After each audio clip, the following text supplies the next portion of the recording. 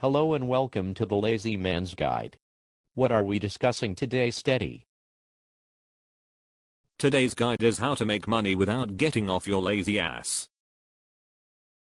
Let's talk about begging. Why is begging such a good job for a lazy ass? Begging is simply the best way to make money while sat on your ass. For best results, go to tourist areas. As they come to see the Tower of London or something, you can hit them with some guilt.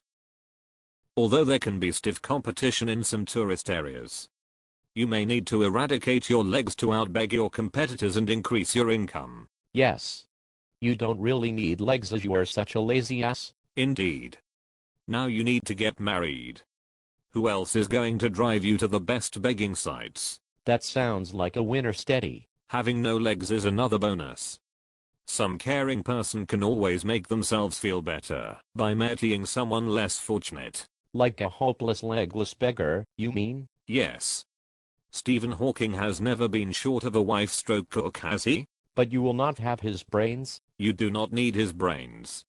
Marriage will become dull for your partner after a while, so you need to up the illness stakes to keep their interest. I suppose that is where you lead into point 3. Yes. You need to develop a mystery illness that means you cannot do anything for yourself. Which you will never do as being a legless lazy ass. Any disease which means you slowly rot like me. Good for a sympathy vote. Yes, you will also need meals cooked for you after a hard day begging. Extra pity and sympathy will help. What if you were to lose one leg at a time? Good idea. That is great for extra pity and cups of tea. Then you could lose fingers over a very long period of time. What about an ear? Very good.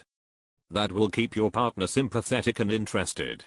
So for a lazy ass beggar, make sure you lose limbs slowly to maximize your return. You have to play the long game. Thank you, Steady. I will look forward to more of your lazy ass guides. If I can be bothered.